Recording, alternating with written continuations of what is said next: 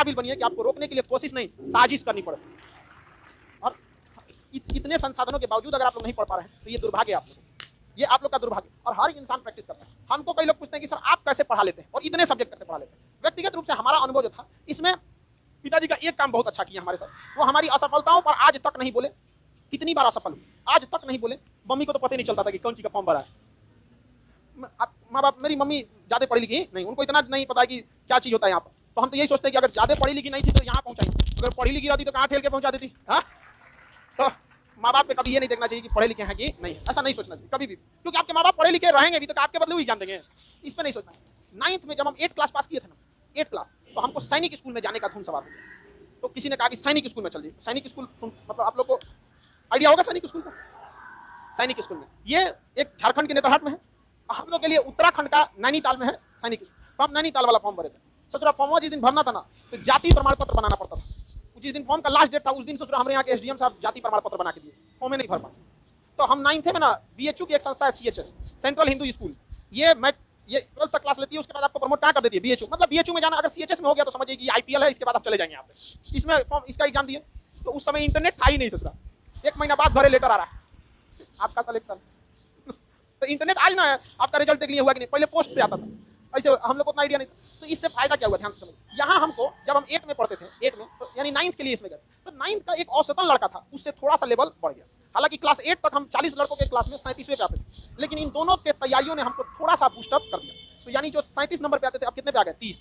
उसके बाद जब 9th पास किए, 10th में गए, तभी हमारे पापा और कई दोस्तों ने भी हमारे बताया कि उस समय घर की स्थिति बहुत खराब हो गई, तो हमको कैसे भी करके 10th में घर संभालना था। तो दोस्तों से पूछे कि भैया क्या चीज में जल्दी नौकरी होता है, उसने कहा कि पॉलिटेक्निक कर लो, वही सबसे छोट होता है, सबसे पहले वही होता है।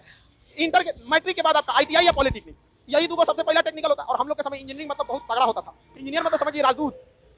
हम लोग के समय में, अभी के समय में इंजीनियर इतना ज्यादा हो गया कि दिक्कत हो गया, तो हम लोग ना पॉलिटेक्निक की तैयारी करने लगे। पॉलिटेक्निक तो 10th के साथ साथ पॉलिटेक्निक करने से फायदा हुआ कि 10th में एक नॉर्मल स्टूडेंट का जो लेवल होता है उससे थोड़ा ज्यादा बेहतर हो गया। हालांकि पॉलिटेक्निक में बहुत खराब रैंक आया, क्योंकि आप क्या उम्मीद कर सकते हैं उस लड़के से जो 40 में 37वें नंबर पर, इतना खराब रैंक आया कि कॉलेज लिए ना लिए कोई फायदा नहीं हुआ। फिर जब 11th में आए तो फिर भी पॉलिटेक्निक कर दिए, पॉलिटेक्निक। और एक कॉलेज था आईईआरटी, ये कोई इलाहाबाद का है, ये इलाहाबाद में कॉलेज आईईआरटी, आप लोग को आइडिया होगा जिसको गया, ये बेस्ट पॉलिटेक्निक था हम लोग के समय का, अभी भी बहुत अच्छा। तो 11th में इसकी तैयारी की, तो 11th भी चल रहा था, यहाँ से और थोड़ा सा तैयारी अच्छा हुआ। जब 12th में गए तब डिसाइड कर दिए थे एनडीए। हालांकि एनडीए देखिए 9th से ही लेके यहाँ तक एनडीए यूपीएससी लेती है। तो 12th के साथ साथ किसका चलने लगा, एनडीए का। धीरे धीरे एक औसतन लड़के का जितना लेवल था उससे थोड़ा सा क्या हो गया, ठीक ठाक हो गया। एनडीए में गईला के बाद कुल सपने टूट दिया, ससुरा हाथ मेरा क्या था, टेढ़ा था यहाँ पर। तो आप अगर ध्यान से देखिएगा तो एक जगह से हम पढ़ ना, अलग अलग सिलेबस अलग अलग। और जिस दिन AIEEE का एग्जाम था उस दिन तो हम सोए थे। आज ना IIT जेईई मेन हो गया, हम लोग का AIEEE होता था, आप लोग को नहीं आइडिया है। ये 2012-13 की बात, 10-12 की बात, बहुत 2012 तक ये सिस्टम था, 13 तक शायद। उसके बाद में जेईई मेंस और जेईई एडवांस हो गया। हम लोग के समय ये IIT का अलग होता था, AIEEE का अलग होता था। IIT के लिए अलग और AIEEE के थ्रू नीट में NIT में जाते थे, एक में सुतले रह गया। तो कहने का सेंस ये है कि अगर आप पढ़ाई करिएगा तो कभी व्यर्थ नहीं जाता, कभी भी आपकी पढ़ाई व्यर्थ नहीं जाएगी। इसलिए आप पढ़ते रहिए, निरंतर पढ़ते रहिए। खाली टाइम पर नचनियों का नाच गाना देखने से बेटर है आप पढ़ते रहिए। अब हम क्या कहेंगे कि कोई को तो टीचरों लोग को हम नहीं समझा पा रहे। आप लड़की हैं, आप खुद से जरा सोचिए कि कुछ फीमेल टीचर हैं, उनका एक्टिविटी देख के लगता है टीचर, क्या उनको ऐसा करना चाहिए? एक टीचर का मतलब होता है कि थोड़ा सा समाज के लिए भी उसकी लाइफ जिम्मेदारी। अब एक से एक रहता है, ऐसा काम करता है कि आदमी को खुद से टीचर कहलाने पर अजीब होता है। अब कुछ दिन में नाच देगी सब, समझ आएगी नहीं? आप लोग को देखे होंगे नहीं, कई लोगों को समझे में नहीं आता। अच्छा, उन सब की अलग दुनिया है, अलग दुनिया है। उसको अपने से लगने लगा कि सुंदर है। अरे मेकअप और फिल्टर हटा के देखो, खुद डर जाओगे। एक से एक रहते हैं। तो आप लोग देखिए, जीवन में अभी बहुत कुछ सीखना है, बहुत कुछ सीखना है। लेकिन हाँ, कई चीजें हैं, जैसे आप सक्सेस होइएगा ना, जैसे आप नौकरी की दुनिया में जाएंगे, आपका थोड़ा थोड़ा कॉन्फ्लिक्ट होना चालू होगा अपने कलीग के साथ, कभी सीनियर के साथ, कभी कुछ बार ऐसा होगा ना कि आपको अपने दोस्त के साथ या रूम पार्टनर के साथ अब लगेगा कि नहीं, ठीक सर्वाइव नहीं कर सकते। अमूमन लड़के क्या करते हैं ना, झगड़ा कर लेते हैं। जब भी किसी रिश्ते से खत्म करना है ना, उसे और दोस्त बना के खत्म कीजिए। अगर मान के चलिए हमको लग गया यार सोचा बहुत दिमाग चाट रहा है, पढ़ने नहीं देगा, यहाँ पे रूम पार्टनर ठीक नहीं, तो झगड़ा नहीं करेंगे, उससे और प्रेम से कहेंगे यार हम ठीक है, ताकि अगर उस ससुरा बाद में दिक्कत ना करे।